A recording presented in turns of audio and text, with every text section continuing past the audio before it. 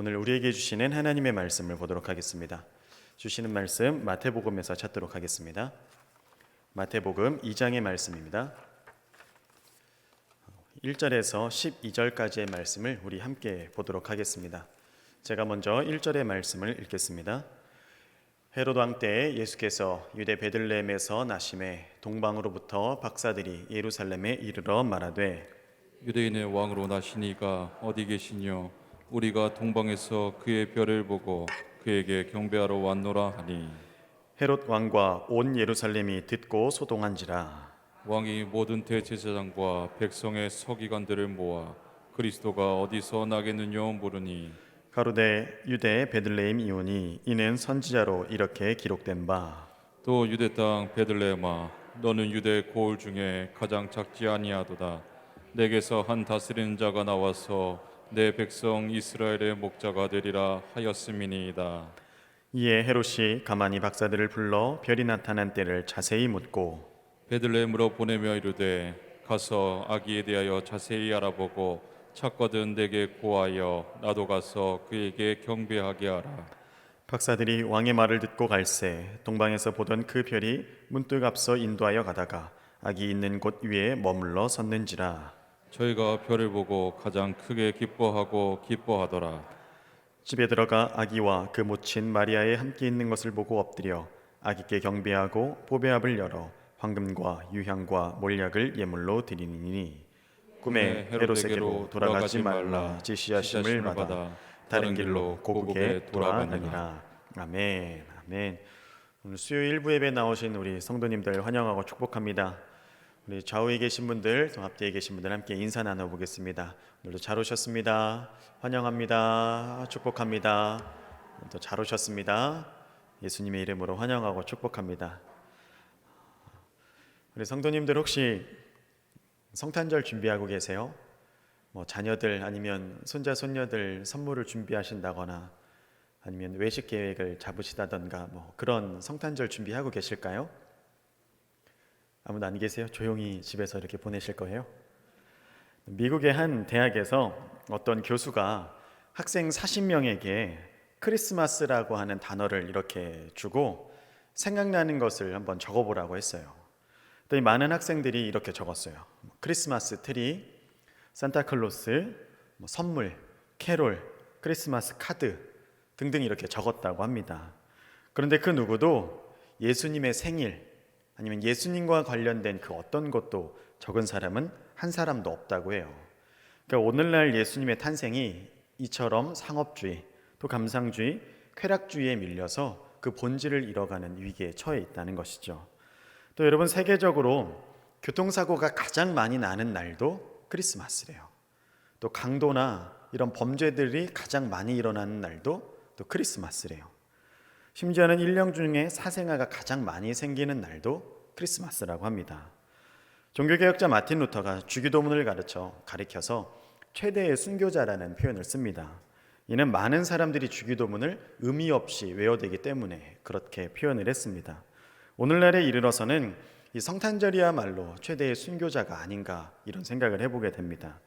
이와 관련해서 존 데비드라고 하는 신학자가 이런 말을 합니다. 12월에는 두 개의 크리스마스가 있다. 하나는 성도들이 그리스도를 진정으로 예배하는 크리스마스, 우리가 정말 원하는 그런 크리스마스가 있는 것이고, 다른 하나는 엑스마스라고 이렇게 이름을 붙여요. 근데 이 엑스라고 하는 기호는 그리스도를 나타내는 기호이기도 하지만 수학에서는 미지수를 나타내는 약자이기도 합니다. 즉 사람들이 크리스마스를 지키면서 자기의 욕망에 따라서 그 미지수, 알 수 없는 욕망을 이렇게 따른다, 이런 의미를 가지고 있는 두 개의 크리스마스가 있다라는 이야기를 합니다. 여러분, 우리도 그렇지 않습니까? 크리스마스 생각해보면 캐롤 소리도 잘 안 들리는 것 같고 12월이 온 건가 싶기도 하는 그런 모함 속에 살아가는 때도 참 많이 있는 것 같습니다. 대림의 때를 보내는 우리는 이 땅에 구원주로 오시는 예수님을 어떻게 맞이해야 하고, 또 나아가서 대림절을 어떻게 보내므로 우리 예수님 오심을 준비해야 하는지를 오늘 말씀을 통해서 한번 확인해 보도록 하겠습니다. 여러분, 우리를 구원하기 위해 오시는 예수님을 우리는 어떻게 맞이해야 할까요? 당연히 축하함으로 맞이해야겠죠. 근데 그 축하하는 방법에 있어서 가장 바람직한 태도는 오늘 우리가 이렇게 드리고 있는 이 예배의 모습이 분명할 것입니다. 대림절기를 지키면서 4번의 주일 예배를 지키고 그 대미를 성탄의 예배로 우리가 올려드리게 될 것입니다. 올해는 25일 주일에 성탄의 예배로 우리가 함께 모이게 될 것이죠. 먼저 예배를 통해 그리스도의 오심을 예비하고 그 탄생을 축하한다는 것이 우리 믿는 자들에게 가장 큰 의미가 분명히 될 것입니다. 여러분, 그럼 우리는 이 대림의 예배를 어떻게 준비하고 기대하고 기다려야 될까요? 오늘 말씀에 기록된 것을 내용을 토대로 우리 한번 알아보도록 하겠습니다. 먼저 오늘 우리가 읽은 말씀에서 예수님의 탄생에 가장 먼저 반응한 자들이 있어요. 오늘 누가 등장하죠? 동방의 박사들이 나와요. 성도님들 다 아시죠? 동방의 박사들이 나오는데 이 사람들이 누구냐면 이스라엘의 입장에서 동방에 있는 사람들이에요. 그러니까 당시에 바벨론이나 혹은 페르시아 지역, 오늘날로 하면 이란 지역에 있는 그 별을 연구하는 점성술사, 이런 사람들일 것으로 추측이 됩니다. 근데 그들이 특별한 별을 보고 그 별을 유대인으로 왕으로 나신 이의 별이라고 확신해서 이제 유대 땅까지 이들이 오게 되는 것입니다. 그들이 경배하러 예루살렘까지 찾아왔고 결국 아기 예수님 만나서 경배하고 그들의 길로 다시 돌아가게 되죠.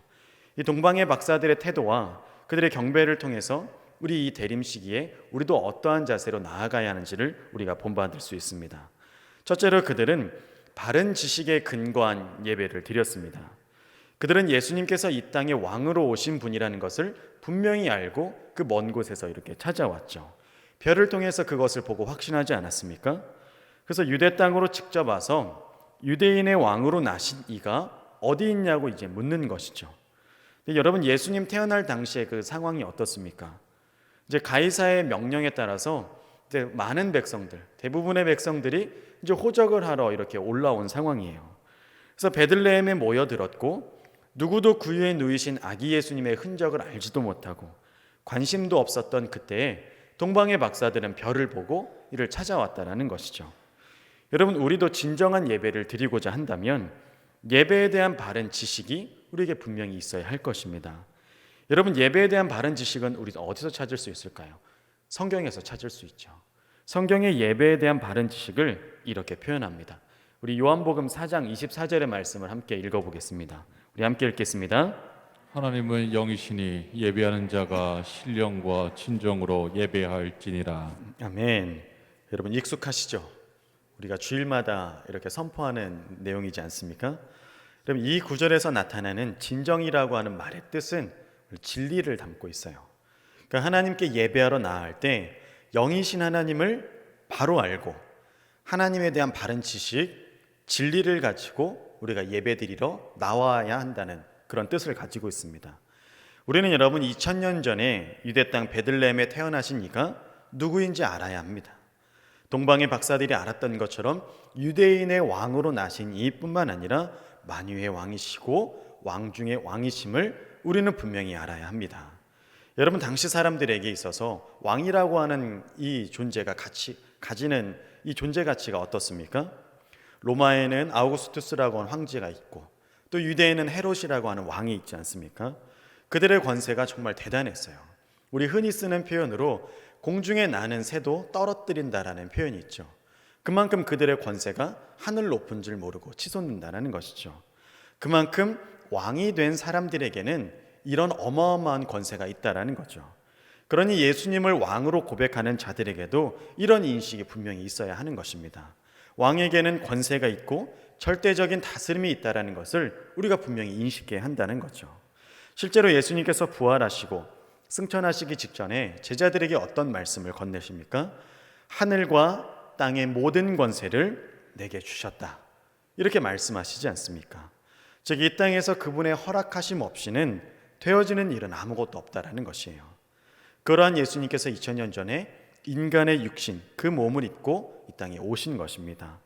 동방의 박사들은 별을 통해서 그것을 알았고 오늘날 우리들은 별보다도 더 분명한 하나님의 말씀, 기록된 성경으로 알 수 있는 것입니다. 그 성경이 오늘 우리에게 이렇게 말씀하시죠. 왕으로 오신 그분은 우리 죄를 사하시기 위해 십자가에 못 박혀 죽으셨다고 말씀합니다.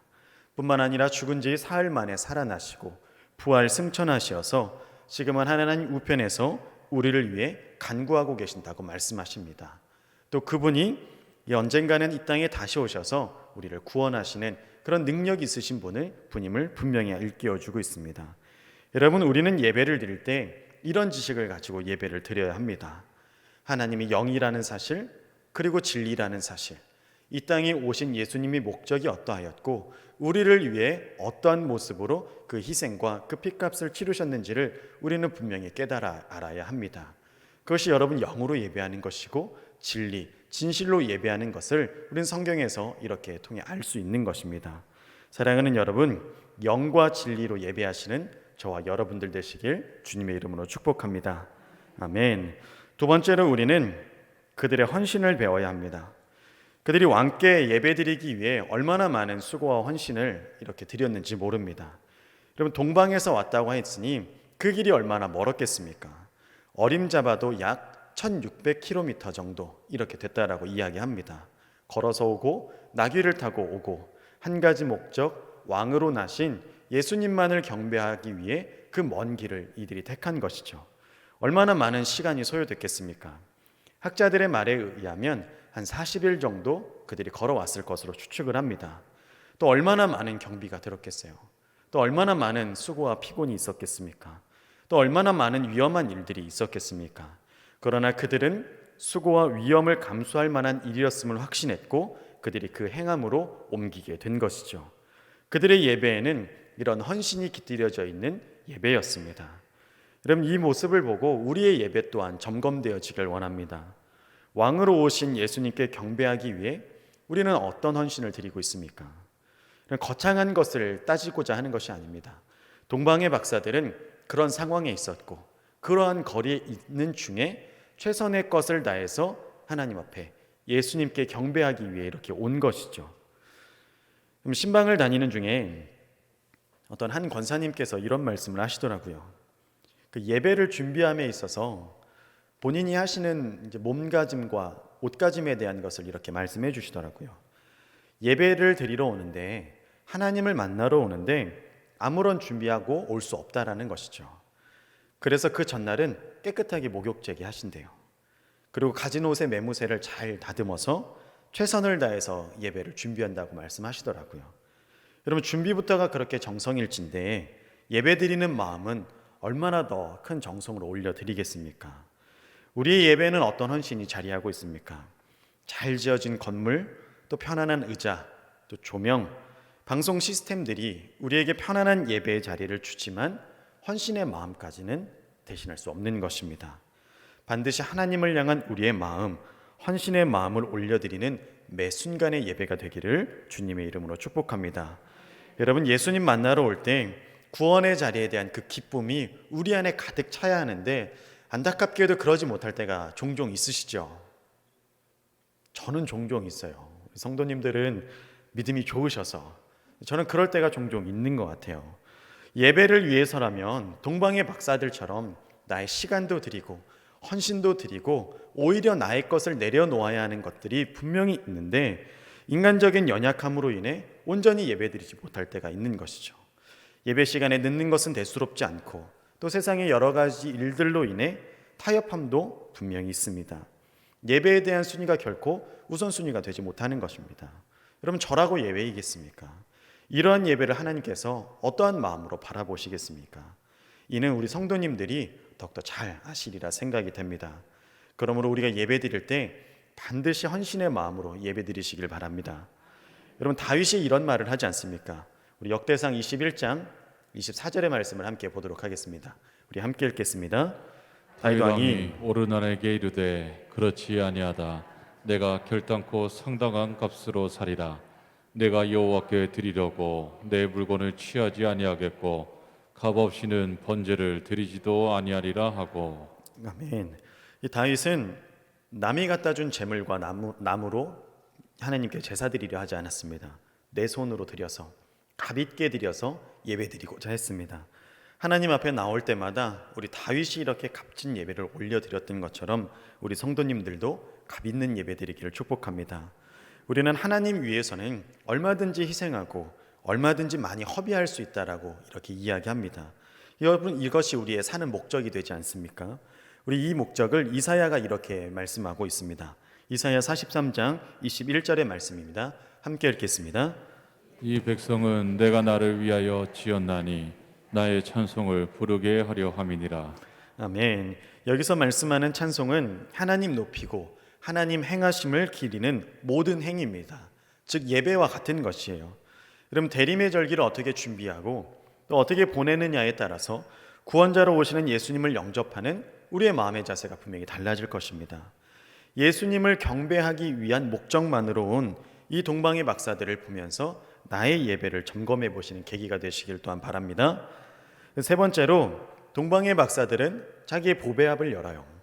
황금과 유향과 몰약을 이렇게 예물로 올려드립니다. 얼마나 값비싼 귀중품들입니까? 이는 왕과 같은 귀한 자들에게 합당한 이런 선물, 예물입니다. 그런 귀중품을 아기 예수님께 드렸다는 것은 그들의 예배가 얼마나 진정이었는지를 다시 한번 보게 되는 것이죠. 여러분, 우린 이것을 오해해서 값비싼 것 아니면 많은 헌금을 하나님께 드려야만 주님 기뻐하실 거라고 생각을 해요. 여러분, 정말 그렇습니까? 우리 예수님 어떻습니까? 과부의 두 렙돈을 기뻐 받으시는 분이 우리 예수님 아니십니까? 우리가 드릴 수 있는 것, 꼭 많은 것이 아니더라도 감사의 찬송 아니면 우리의 헌신, 우리의 봉사 얼마든지 하나님 기쁘시게 받을 수 있는 것이죠. 그 종류가 무엇이든 그 양이 어떻든 간에 중요한 것은 우리가 하나님 앞에 드리는 정성, 준비하는 마음임을 기억하시기 바랍니다. 우리 끝으로 우리는 그들의 순종을 배워야 합니다. 우리 마태복음 2장 12절의 말씀을 다시 한번 읽어보겠습니다. 우리 함께 읽겠습니다. 꿈에 헤로데게로 돌아가지 말라. 지시하심을 받아 다른 길로 고국에 돌아가니라. 아멘. 동방의 박사들이 처음에 예루살렘에 왔을 때 유대인의 왕이니까 늘 왕궁에서 났을 줄로 생각을 했습니다. 그래서 당시 유대인의 왕인 헤롯을 찾아가게 되는 것이죠. 근데 나중에 서기관들의 말이 유대 땅 베들레헴에 나실 거라는 예언이 있음을 확인하게 됩니다. 그래서 베들레헴에 가서 아기 예수님을 만나죠. 그리고 그들이 경배하고 길을 떠나려고 할 때 헤롯이 그들에게 이야기를 해요. 가서 찾거든 내게도 알려줘라. 나도 경배하러 가겠다. 이런 이야기를 합니다. 그래서 동방의 박사들이 예수님을 찾고 이제 돌아가려고 할 때 하나님께서 꿈에 그들에게 지시하시죠. 왔던 길로 가지 말고 다른 길로 돌아갈 것을 말씀해 줍니다. 헤롯이 어떤 뜻을 가지고 있었습니까? 왕이신 예수님께 경배하기 위해 그들에게 일러달라고 했나요? 아니었어요. 예수님을 죽이고자 했던 것이죠. 그래서 하나님께서는 꿈을 통해 그들에게 일러주시고 다른 길을 통해 예수님께서 그 화를 면하게 하셨던 것이죠. 그래서 하나님 말씀에 순종했죠. 헤롯의 말이 아닌 하나님 말씀에 순종해서 다른 길로 이 동방의 박사들이 고국에 돌아가게 됩니다. 여러분, 예배란 이렇게 순종으로 이어져야 합니다. 예배를 드렸어요. 아기 예수님을 찾아서 경배를 드리고 올려드릴 것을 다 드렸습니다. 그리고 그들의 삶의 나중에는 어떻게 됩니까? 하나님의 말씀에 순종하는 순종의 열매를 이렇게 거두게 되는 것입니다. 여러분, 우리가 아무로 왕이신 예수님을 바르게 알고 경배하고 또 헌신하면서 예물을 드린다고 할지라도 하나님 말씀에 순종하지 않으면 아무 소용이 없는 것입니다. 사무엘 선지자가 이렇게 말씀하지 않습니까? 순종이 제사보다 낫고 듣는 것이 수양의 기름을 드리는 것보다 듣는 것이 낫다. 이렇게 말씀하지 않습니까? 여러분, 우리들의 삶을 보면 예배드리는 시간은 결코 적지 않을 것입니다. 부족하지 않아요. 그러나 예배드리는 것에 비해서 그 들은 말씀에 순종하기 위한 분투는 상대적으로 좀 적은 것 같습니다. 사랑하는 성도님들, 성탄절에도 분명히 예배 드릴 겁니다. 그 이유는 성탄절을 받는, 성탄절을 축복하는 가장 큰 의미가 예배이기 때문에 그럴 것입니다. 그러나 이런 예배를 드리면서도 말씀에 우리가 어떻게 순종하느냐는 더욱더 중요할 것입니다. 지금부터 성탄을 위한 우리 마음을 준비하시기 바랍니다. 예배다운 예배, 우리 예배의 자세를 세우시길 바랍니다. 동방의 박사들 아기 예수님 만나고 경배하고 돌아가는 그 길이 달라졌어요. 여러분, 돌아가는 그 실제 그 길만 달라졌겠습니까? 진정한 인생의 왕을 만났는데 그 인생길 또한 달라지지 않았겠습니까? 예배는 이렇게 우리의 인생길을 변화시키는 놀라운 힘이 있습니다. 우리의 말과 행동, 삶이 달라지는 실천이 드러나시길 바랍니다. 하나님께서 우리에게 요구하시는 것은 그 음성 듣고 말씀에 순종하는 것입니다. 오늘도 우리에게 말씀하시고 진정한 예배자를 찾으십니다. 예배하는 자리에 우리 성령님 함께 계셔서 자기를 찾는 자들에게 상 주시는 이심을 믿으시기 바랍니다. 이것을 믿고 2000년 전에 이 땅에 오신 아기 예수님, 구원주로 오시는 우리 예수님을 더욱더 기다리시는 저와 여러분들 되시길 예수 그리스도의 이름으로 축원합니다. 기도하시겠습니다. 좋으신 하나님, 예배드림에 있어 우리의 헌신을 다하게 하여 주시옵소서. 편리주의에 파묻혀 살지 않게 하여 주옵시고 나의 것을 드리는 정성을 다하여 드리는 그런 귀한 예배가 되게 하여 주시옵소서. 선포되어지는 말씀을 통해 한 주간 우리가 실천할 것을 발견하게 하시고 다만 한 가지라도 다만 작은 것이라도 행하는 도전이 우리에게 있게 하여 주시옵소서. 대림절기를 지킵니다. 성탄의 예배를 기다립니다. 아기 예수님, 구원주로 오시는 예수님을 기다리오니 그 기다림이 우리에게 의미가 되게 하여 주옵시고 우리의 삶을 돌이킬 수 있는 놀라운 은혜가 되게 하여 주시옵소서. 오늘 주님 앞에 나왔습니다. 말씀이 깨달음이 있게 하여 주옵시고 말씀에 순종함이 있게 하여 주시옵소서. 정성과 마음을 다해 올려드립니다.